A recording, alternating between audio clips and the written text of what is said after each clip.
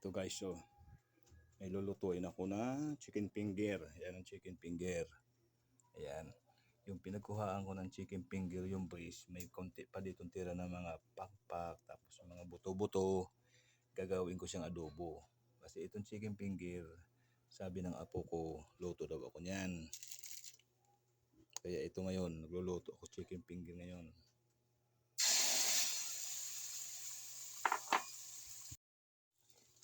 Yung pinag-anuhan ko sa chicken finger, kasi may itlog yon. Ito ko na rin. May breadcrumbs kasi ito guys. Sayang. Mahirap magtapon ng mga pagkain. Ayan o.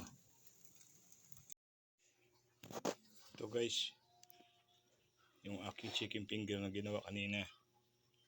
Lutuin ko na. Itong tira ng mga buto-buto, gagawin ko itong adobo. Lutong bahay lang naman to eh. Wow. Ayan na siya. Request ng aking apo. Apong grade 1. Magluto daw si lolo ng chicken finger.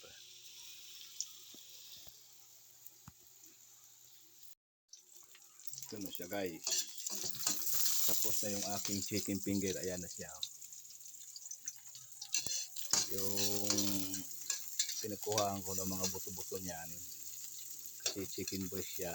Tapos may halong pakpak. Yan naman yung i-adobo ko.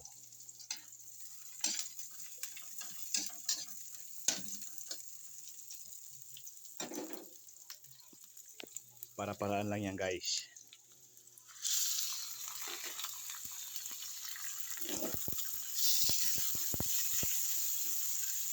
Para tipid-tipid sa ulam.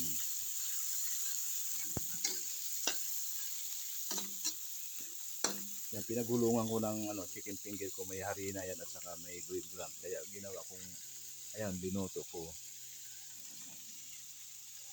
May halong itlog kasi yan.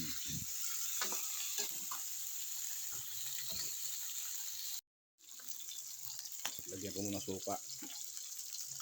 Ayan. Wow.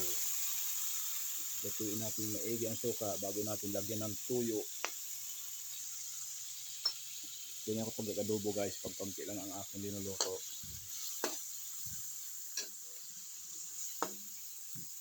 I-reduce ko maigi muna suka. Mamaya na yan tuyo.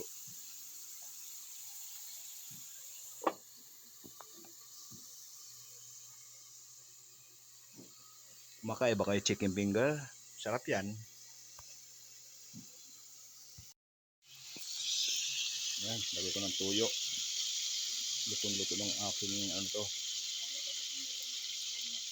ito, lagyan ko ng sauce para may sauce yung mga apo mo.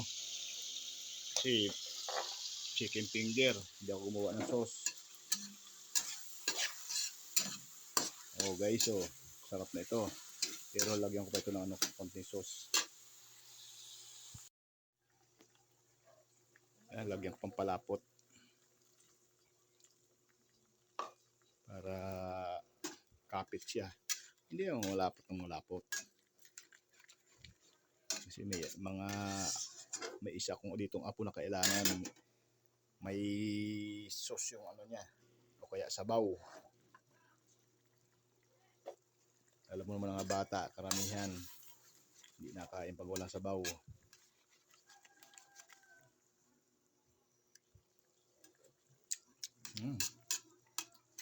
Yummy na guys.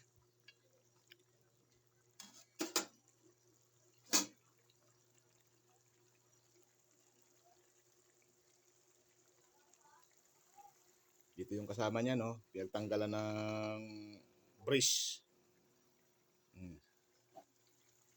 Ito na siya.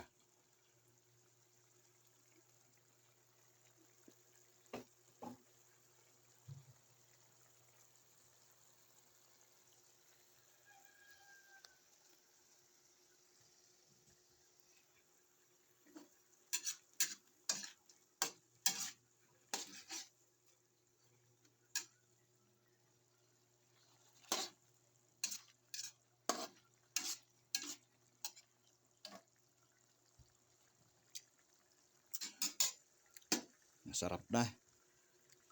Masarap na guys.